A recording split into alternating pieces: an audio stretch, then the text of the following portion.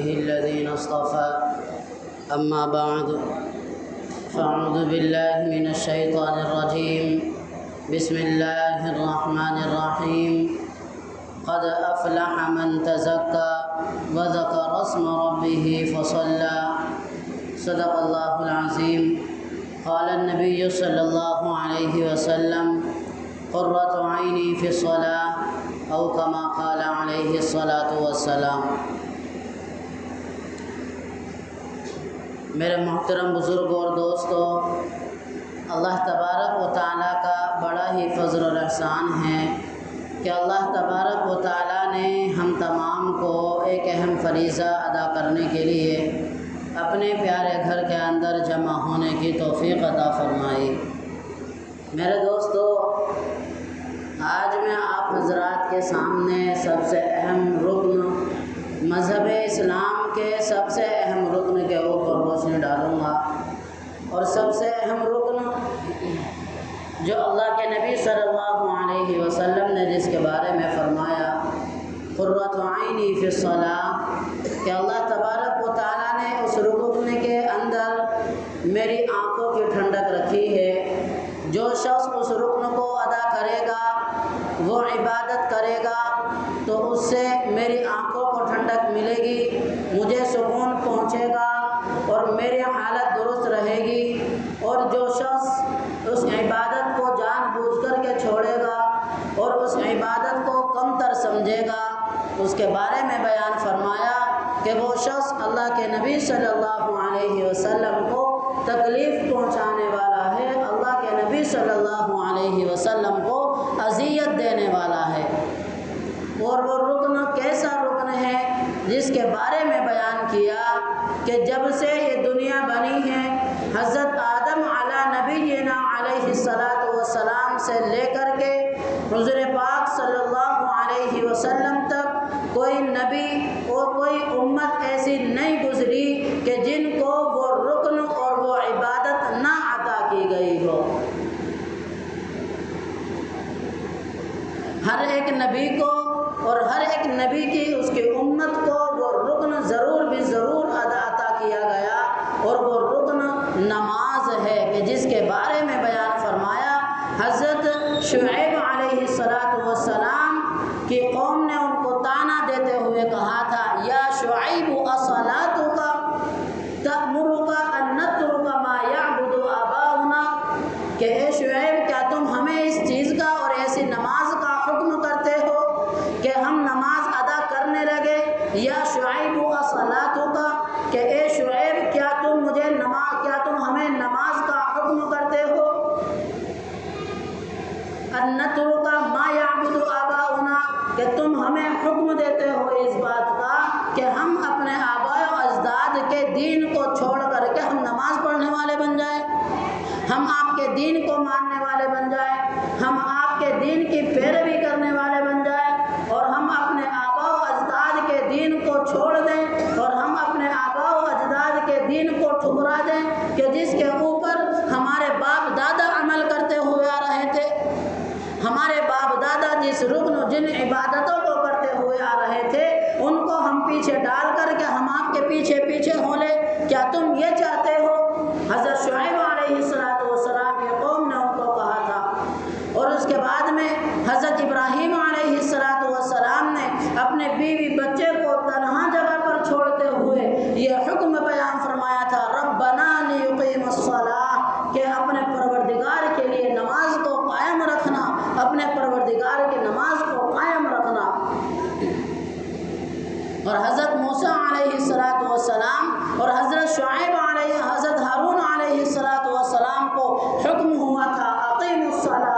الصلاۃ، کہ نماز قائم کرو، نماز ادا کرو، نماز پڑھو۔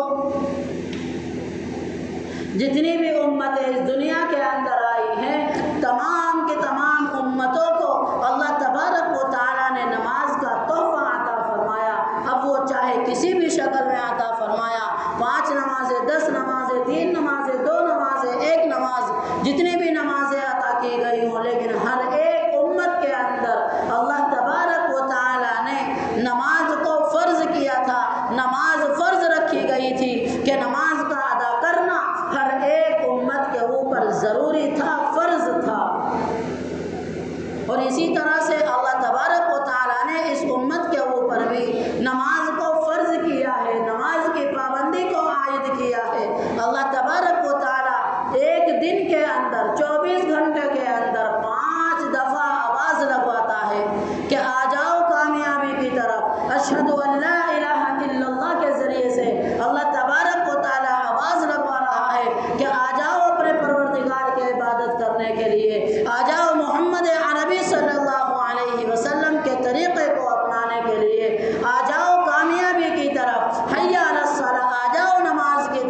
حی علی الفلاح، آ جاؤ کامیابی کی طرف۔ لیکن آج کل بندوں نے یہ سوچ لیا کہ کامیابی جو ہے وہ دنیا کے نوٹوں کے اندر اللہ تبارک و تعالیٰ نے رکھ رکھی ہے۔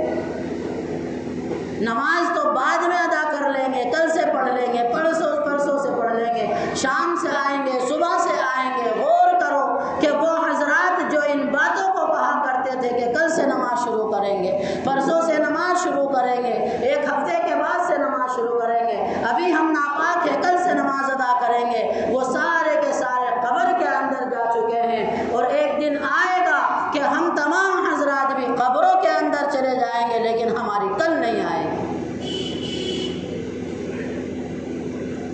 کیونکہ بیان کیا کہ اللہ کے نبی صلی اللہ علیہ وسلم نے بیان فرمایا قرۃ عینی فی الصلاۃ، اور دوسری جگہوں پر بیان کیا الصلاۃ عماد الدین فمن اقامها اقام الدین ومن هدمها هدم الدین، کہ جس شخص نے نماز کو قائم کیا، جو شخص نماز کو قائم کرتا ہے، الصلاۃ عماد الدین، اس نے دین کے مضبوط پلر کو پکڑ لیا، اس نے مضبوط دین کو پکڑ لیا۔ الصلاۃ عماد الدین فمن اقامها اقام الدین، کہ جس شخص نے نماز کو پابندی سے پکڑے رکھا، جس شخص نے نماز کی پابندی کی، اس نے اپنے دین کو باقی رکھا، اس نے اپنے دین کو سلامت رکھا، اس نے اپنے دین کے اندر کجی آنے سے روکے رکھا۔ اور جس شخص نے فمن هدمها هدم الدین، کہ جس شخص نے نماز کو چھوڑ دیا، اس نے اپنے دین کو اپنے ہاتھوں سے ضائع کر دیا، جان بوجھ کر کے اس نے اپنے دین کو چھوڑ دیا۔ یہ اللہ کے نبی صلی اللہ علیہ وسلم کی کھلی کھلی احادیث ہیں، جن کے بارے میں نماز کی اہمیت کے بارے میں پتہ چلتا ہے جن احادیث سے۔ اور پھر بیان فرمایا من ترک الصلاۃ متعمدا فقد کفر، کہ جس شخص نے جان بوجھ کر کے نماز کو چھوڑ دیا گویا اس نے کفر کیا۔ اب جان بوجھ کر کے نماز چھوڑنے کا مطلب کیا ہے؟ جان بوجھ کر کے نماز چھوڑنے کا مطلب کیا ہے کہ اذان ہو رہی ہے، اذان کی آواز ہمارے کانوں کے اندر آ گئی، ہمیں معلوم ہو گیا، پتہ چل گیا کہ نماز کا وقت ہو گیا، لیکن ہم پھر بھی نماز نہیں پڑھ رہے ہیں، پھر بھی ہم مسجدوں کی طرف نہیں آ رہے ہیں، پھر بھی ہم نماز پڑھنے کے لیے تیار نہیں، اپنے گھروں کے اندر بیٹھے ہوئے ہیں، اپنے کاروبار کے اندر لگے ہوئے ہیں، نماز پڑھنے کے لیے نہیں آ رہے، آواز آ گئی کانوں کے اندر، تو یہ ہے نماز کو جان بوجھ کر کے چھوڑنا۔ اور کون سا طریقہ ہوگا کہ اذان کی آواز مؤذن نے آواز لگا دی، ندا لگا دی، اذان ہو گئی، پکار لیا گیا حی علی الصلاۃ، آ جاؤ نماز کی طرف، آ جاؤ نماز کی طرف، آ جاؤ کامیابی کی طرف، لیکن بندہ کیا ٹال رہا ہے، ٹال رہا ہے، ٹال رہا ہے نماز کو، اور نماز کو ٹالتے ٹالتے نماز کا وقت ہی نکال دیا۔ اور جب نماز کا وقت نکل گیا اور ہمیں معلوم ہو گیا کہ اب نماز کا وقت نکل گیا، تو ہمیں سوچنا چاہیے کہ ہمارا کیسا ایمان ہے، کہ ہمارا ایمان ہمیں مسجد تک نہیں لا رہا ہے۔ افسوس کرنے کی بات ہے، سوچنے کی بات ہے، غور و فکر کرنے کی بات ہے کہ اس ایمان کے ساتھ میں ہم جنت تک جانے کی خواہش رکھ رہے ہیں، ہم یہ سوچ رہے ہیں کہ اللہ تبارک و تعالیٰ مرنے کے بعد ہمیں جنت عطا فرما دے گا، لیکن اللہ کے نبی صلی اللہ علیہ وسلم نے بیان فرمایا کہ اللہ تبارک و تعالیٰ نے جنت بھی بنا رکھی ہے، جہنم بھی بنا رکھی ہے، اور اللہ تبارک و تعالیٰ نے شیطان سے وعدہ بھی لیا تھا۔ شیطان نے جب حضرت آدم علیہ السلام کو سجدہ کرنے سے انکار کر دیا، سجدہ نہیں کیا، اور شیطان کو مہلت دے دی گئی اور اسے وہاں سے نکال دیا گیا، تو شیطان نے یہ بات کہی تھی کہ اللہ تبارک و تعالیٰ میں تیرے کسی بھی بندے کو جنت کے اندر داخل نہیں ہونے دوں گا، ہر ایک بندے کو جہنم کے اندر لے جا کر کے چھوڑوں گا۔ تو اس وقت اللہ تبارک و تعالیٰ نے کہا تھا کہ جو میرا بندہ ہوگا وہ تیرے بہکائے میں نہیں آئے گا، وہ تیری بات نہیں مانے گا، جو میرا بندہ ہوگا، اور جو اللہ تبارک و تعالیٰ کا بندہ ہوگا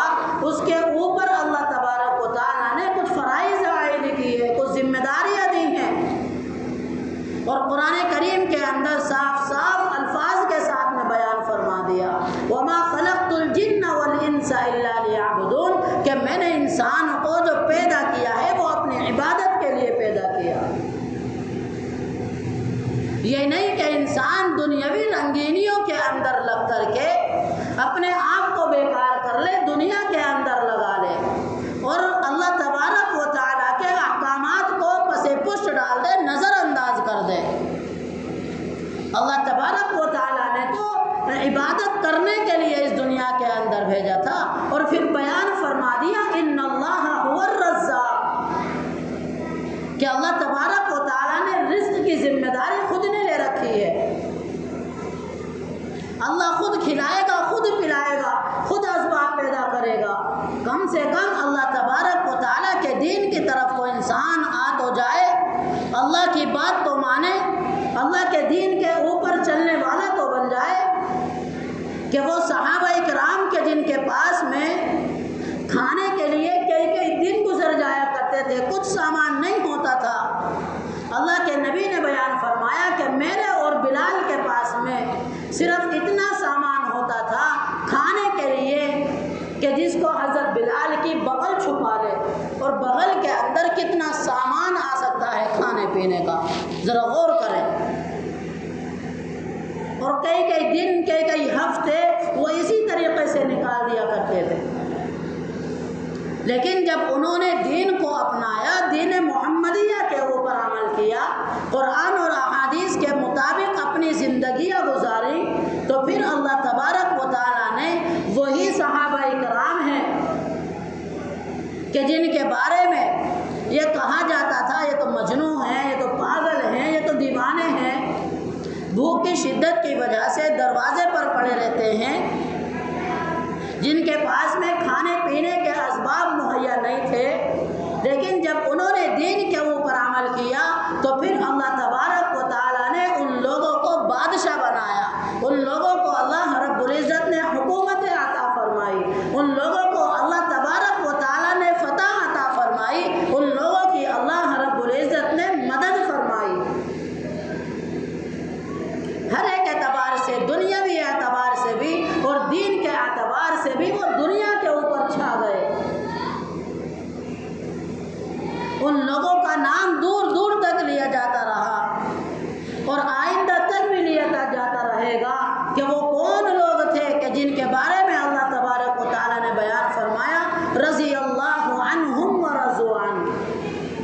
اللہ رب العزت نے جن کے بارے میں بیان فرمایا اولئک هم الراشدون، اولئک هم الفائزون، اولئک هم المفلحون کہ یہ لوگ کامیاب ہو گئے، یہ لوگ فلاح پا گئے، یہ لوگ جنت والے ہو گئے، اللہ ان سے راضی ہو گیا، وہ اللہ سے راضی ہو گئے. دین کے اوپر عمل کرنا کوئی مشکل نہیں ہے، دین کے اوپر چلنا کوئی دشوار نہیں ہے، دین کے اعتبار سے زندگی گزارنا کوئی مشکل نہیں ہے. عمل تو کرنے والے بن جاؤ، اپنا ٹائم نکال کر کے مسجد کے اندر تو آنے والے بن جاؤ، اللہ حالات بھی سدھارے گا، اللہ تبارک و تعالیٰ زندگی گزارنے کا طریقہ بھی سکھائے گا. اللہ کے نبی صلی اللہ علیہ وسلم کی ہر موقع کے اعتبار سے، ہر ایک موقع کے اوپر اللہ کے نبی کی زندگی کا معائنہ کر کے دیکھیں، معلوم ہو جائے گا کہ اللہ کے نبی نے کن حالات میں کس طرح سے زندگی گزاری. وہ لوگ تھے کہ نماز ادا کر رہے ہیں، نماز پڑھ رہے ہیں، گلے کے اندر رسی ڈال دی گئی اور رسی ڈال کر کے ان کو کھینچا جا رہا ہے، لیکن نماز نہیں توڑتے، نماز نہیں چھوڑتے. کس وجہ سے؟ کہ ان کے اندر ایمان ان کا تازہ تھا. آج ہمارا ایمان کمزور ہو گیا، اور ایمان کمزور ہونے کی علامت یہ ہوتی ہے کہ مذہب اسلام کے اوپر عمل کرنا ہم لوگوں کے لیے دشوار ہو گیا. دین کی بات کو اور دین کو ہم لوگوں نے کمزور سمجھ لیا. دین کی اہمیت ہمارے دلوں سے نکل گئی، اور جب جب اہمیت دل کے ایمان کی دل سے نکلتی ہے، اللہ رب العزت بندوں کو دنیا کے اندر ذلیل و خوار کرتا ہے، اور آخرت کے اندر بھی اللہ ان لوگوں کو ذلیل اور خوار کرے گا. جب ایمان کمزور ہو جاتا ہے تو دنیا کے اندر رہتے ہوئے گزارنا بڑا مشکل ہو جاتا ہے۔ لوگوں کے سامنے ہاتھ پھیلانا شروع کر دیتا ہے بندہ۔ جب اللہ سے تعلق ٹوٹ گیا، اللہ سے رشتہ ٹوٹ گیا، تو اب کیا کرے گا؟ لوگوں کے سامنے ہاتھ پھیلاتا ہے، جس کو اللہ تبارک و تعالیٰ نے منع فرمایا۔ اور پھر بیان فرمایا اسمع یسمع لک۔ اللہ کے نبی صلی اللہ علیہ وسلم نے صاف صاف بیان فرما دیا کہ اللہ کی مانو گے، اللہ تمہاری مانے گا۔ اللہ کے دین کے اوپر عمل کرو گے، اللہ تمہارے حالات کو سدھارے گا۔ دین کو اپنی زندگیوں کے اندر لاؤ گے، اللہ رزق کے اندر فراوانی کرے گا۔ دین کو اپنی زندگیوں کے اندر بسانے کی کوشش کرو گے، اللہ گھروں کو بسائے گا۔ دین کو اپنے بچوں تک پہنچانے کی کوشش کرو گے، اللہ تمہاری نسلوں تک دین چلائے گا۔ لیکن ضرورت اس چیز کی ہے کہ پہلے اپنے آپ کو پیش کرنا پڑے گا، ورنہ کوئی کسی کے گھر نہیں جاتا دین سکھانے کے لیے، کوئی کسی کو بتلانے کے لیے کوئی بات کسی کے گھر نہیں جاتا۔ بیان فرمایا اسمع یسمع لک، کہ اللہ کی بات مانو گے، اللہ تمہاری بات مانے گا۔ حضرت عمرو بن عاص رضی اللہ تعالیٰ عنہ کہ جب افریقہ کے جنگل میں پہنچتے ہیں، اور جنگل بھی کتنا خطرناک جنگل کہ جو وہاں چلا جائے واپس وہاں سے لوٹ کر کے نہ آئے، لیکن ان صحابہ کرام کا ایمان اللہ کے نبی صلی اللہ علیہ وسلم نے ایسا بنا دیا تھا، ان لوگوں کے اندر ایسا ایمان کوٹ کوٹ کر کے بھر دیا گیا تھا کہ وہ چلتے تھے تو ان کے چلنے سے بھی ان کا دین جھلکا کرتا تھا، وہ بولتے تھے ان کے بولنے سے بھی دین بولا کرتا تھا۔ حضرت عمرو بن عاص رضی اللہ تعالیٰ عنہ نے آواز لگائی کہ اے جنگل کے رہنے والے درندوں پرندوں چرندوں، کہ اللہ کے نبی کے مہمان آئے ہیں، ایک رات کے لیے یا ایک دن کے لیے یا 24 گھنٹے کے لیے ہمیں اس جنگل کی ضرورت ہے، تو جنگل خالی کر دیا جائے۔ تو حضرت عمرو بن عاص رضی اللہ تعالیٰ عنہ کی آواز کے اوپر جانوروں نے اپنے گھر اور اپنے بلوں سے نکل کر کے انہوں نے جنگل کو خالی کر دیا۔ کون حضرات تھے؟ وہ صحابہ کرام تھے کہ جنہوں نے دین کو اپنے اندر بسایا، جنہوں نے دین کے مطابق اپنی زندگی گزاری، جنہوں نے دین کو اپنے اندر بسا کر کے لوگوں تک پہنچایا اور اس کے اوپر عمل کر کے دکھایا، تو پھر اللہ تبارک و تعالیٰ نے ان لوگوں کی ہر ایک اعتبار سے مدد فرمائی۔ جب انہوں نے اللہ رب العزت کی بات مانی تو پھر اللہ تبارک و تعالیٰ نے بھی ان لوگوں کو چھوڑا نہیں، ان لوگوں کا ساتھ دیا، ہر ایک موڑ پر ان لوگوں کا ساتھ دیا کہ 313 ہونے کے ساتھ ساتھ میں 12 ہزار، 1,000 کے اوپر وہ لوگ فتح پا رہے ہیں۔ کس وجہ سے فتح پا رہے ہیں؟ کہ ان لوگوں کے اندر ایمان کی قوت مضبوط تھی، ان لوگوں کا ایمان مضبوط تھا، تو اس وجہ سے وہ لوگ ہر ایک چیز کو پار کر لیا کرتے تھے بڑی آسانی کے ساتھ میں۔ ان لوگوں کو مشقت نہیں ہوا کرتی تھی، ان لوگوں کو یہ خوف نہیں ہوتا تھا کہ اگر آج ہم جنگل میں کام کرنے کے لیے نہیں گئے تو اگلے ٹائم میں ہمارے بیوی بچوں کو کھانا کون کھلائے گا۔ ان لوگوں کو اس چیز کی فکر نہیں تھی۔ کیوں؟ کیونکہ ان لوگوں کا ایمان بنا ہوا تھا کہ ہم اللہ کے دین کا کام کریں گے، ہم اللہ کے راستے میں لگیں گے، ہم اللہ تبارک و تعالیٰ کے دین کو ایجاد کرنے کی کوشش کریں گے، آگے بڑھانے کی کوشش کریں گے، تو پیچھے اللہ تبارک و تعالیٰ ہمارے بیوی بچوں کو بھوکا نہیں سلائے گا، ہمارے بیوی بچے فقر و فاقے کی وجہ سے نہیں مریں گے۔ آپ خود اندازہ لگائیں کہ 1,00,000 روپے سیلری ہوتی ہے، 50,000 روپے سیلری ہوتی ہے، لیکن برکت نہیں، بھلا نہیں ہو رہا۔ 30,000 روپے سیلری کہ جی برکت نہیں، پیسوں کے اندر برکت نہیں ہو رہا ہے، پتہ نہیں چل رہا کہاں جا رہا ہے۔ اور وہ صحابہ کرام اور وہ حضرات، اور جن حضرت مولانا قاسم نانوتوی رحمۃ اللہ علیہ کے بارے میں آتا ہے کہ وہ صرف اور صرف 100 روپے کمایا کرتے تھے یا 50 روپے کمایا کرتے تھے، اس کے اندر سے وہ اپنے بیوی بچوں کے لیے بھی خرچ نکال لیا کرتے، اپنے اکاؤنٹ کے لیے بھی وہ پیسے اکٹھا کر لیا کرتے، اور اپنے صدقات وغیرہ بھی وہ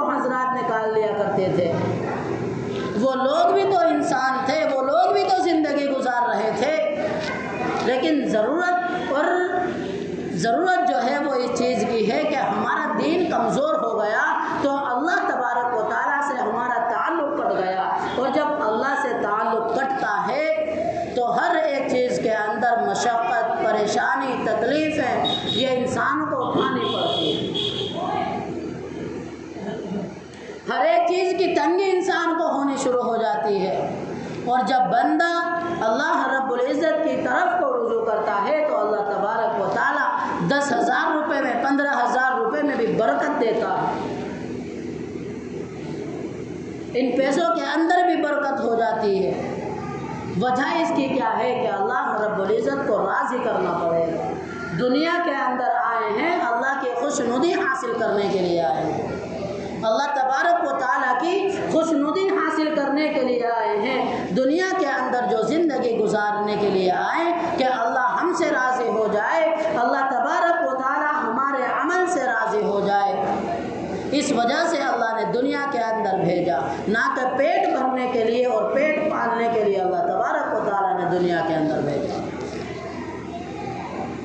کیونکہ بیان کیا ان اللہ هو الرزاق ذو القوۃ المتین، کہ اللہ نے رزق کا ذمہ خود نے لے رکھا ہے کہ رزق تو ہم دیں گے، کہ جب بچہ ماں کے پیٹ کے اندر ہوتا ہے اللہ تبارک و تعالیٰ وہیں سے اس کا رزق لکھ دیتا ہے کہ فلاں دن میں فلاں ٹائم میں کتنا پیسہ کمائے گا، مہینے میں کتنا پیسہ کمائے گا، سال میں اس کے پاس کتنا فنڈ جمع ہو جائے گا، اس مہینے میں دن میں اور کس وقت اس کو کتنا پیسہ ملے گا، کتنا کھانے کو ملے گا، کتنا پیے گا، کب اس کو تکلیف ہوگی، کب اس کو پریشانی ہوگی، کب اس کے اوپر جو ہے مصائب آئیں گے، تکلیفیں آئیں گی، یہ تمام کی تمام چیزیں اللہ تبارک و تعالیٰ ماں کے پیٹ کے اندر جب بچہ ہوتا ہے جب لکھوا دیتا ہے،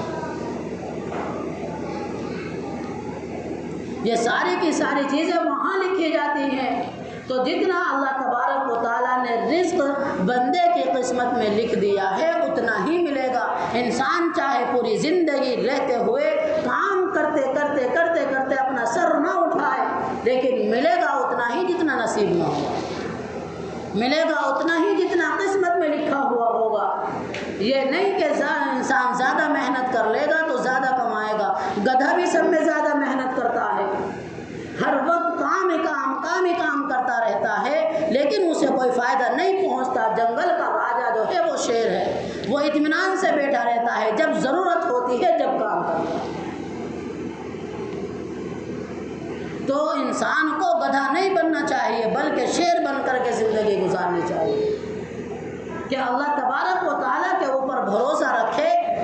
اللہ کے دین کو کامیاب بنائے، اللہ کے دین کے اندر اپنی زندگی لگائے، اللہ کے دین کو ہر وقت بلند کرنے کی کوشش کرتا رہے، انشاءاللہ کامیاب ہو جائے گا، دنیا کے اندر بھی کامیاب ہو جائے گا اور آخرت کے اندر بھی کامیاب ہو جائے گا۔ اللہ تبارک و تعالی ہم تمام کو ان باتوں پر عمل کرنے کی توفیق عطا فرمائے، آمین۔ وآخر دعوانا الحمدللہ۔